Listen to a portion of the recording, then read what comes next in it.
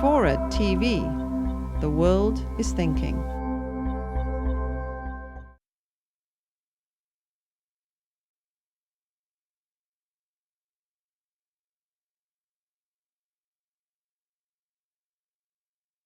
This other section is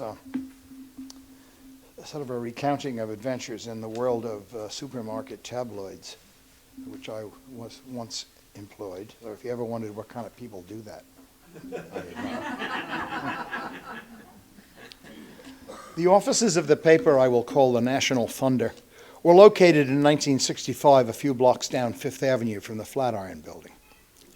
The National Thunder was one of several publications that comprised a chain of imitation magazines and newspapers known as Universal News. They were imitations in the sense that their masthead names and cover layouts closely resembled those of other, better-known and more popular publications. Universal News' informing strategy was the hope of confusing a distracted and overstimulated public into buying its periodicals by mistake. The lord of this empire, of the ersatz, was a man called Fat Lou. Lou had half a dozen of these replicant outfits, ringer schlock magazines whose names were bogus household words. As an admirer once put it, if there were a magazine called Harper's, Lou would start a magazine called Schmarper's. Mine are better, Fat Lou would often say. Maybe his most successful publication was what Lou's lawyers defined as a weekly tabloid with a heavy emphasis on sex. This was the National Thunder. It was an imitation of the National Enquirer, lacking the delicacy and taste of the original. Indeed, it offered readers an emphasis on sex, but an even greater emphasis on the bizarre, not to say the freakishly improbable.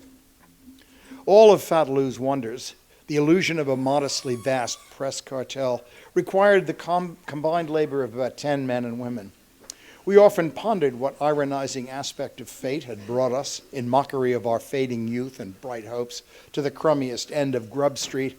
There, in the dank basement of Hackdom, lived the National Thunder, and there it was we labored.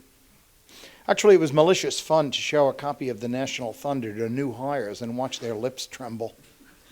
Now, the look of the publication may shock you, we'd explain. If it didn't, it wasn't for our lack of trying.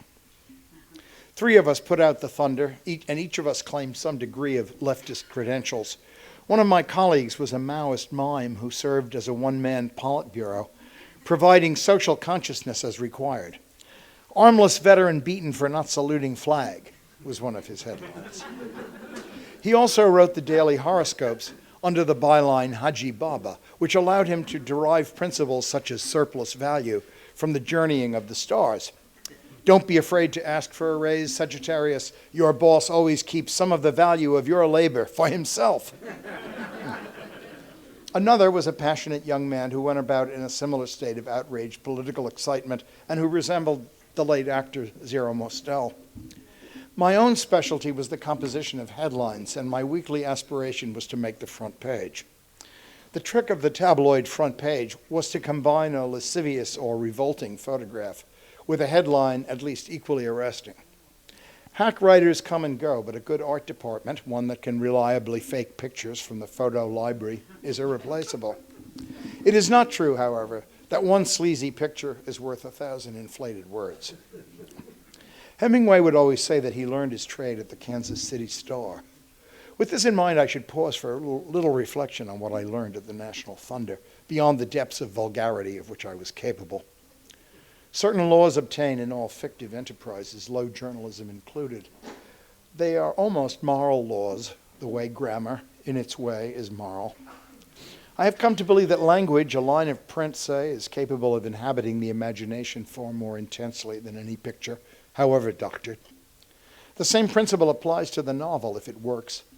No Hollywood flick, no movie of any provenance can ever provide an experience of the Battle of Borodino, say, as intense as that provided in Tolstoy's pages. Descriptive language supplies deeper penetration, attaches itself to the rods and cones of interior perception to a greater degree than a recovered or remembered image. Language is the process that lashes experience to the intellect. I learned this working against deadline, trying to get an old horror movie still, to work as my front page. Our one-person art department, serving the entire Fat Lou realm, was Natasha, an artist of great effrontery and skill. Our prospective cover was the headshot of a slain lady vampire. In order not to limit possibility and make the fantasy our own, we asked her, the art department, to ink out the fangs. In the process, she had an accident. Ink covered everything. Time was running out. The mats had to go to Jersey to be printed inside half an hour. Our front page was a distressed-looking starlet whose mouth was a mass of slop. In black and white, the ink looked for all the world like blood. I started playing with ghastly headlines, sizing them in. All at once, driven by hysteria, by Satan, by my Friday afternoon craving for a paycheck, suddenly I had it. Mad dentist yanks girl's tongue. By God, it fit like a nail. Still, it remained to write the story, and I wanted this one for myself. Dateline, Podunk, Alaska, or Gondowoolaroo, New South Wales, or Bluebell, Delaware, anywhere that didn't exist. We maintained an atlas to avoid the accident of hitting on an actual place. By now, the readers, you ladies and gentlemen, not the readers of the National Thunder, will have surmised the great redeeming element in our work.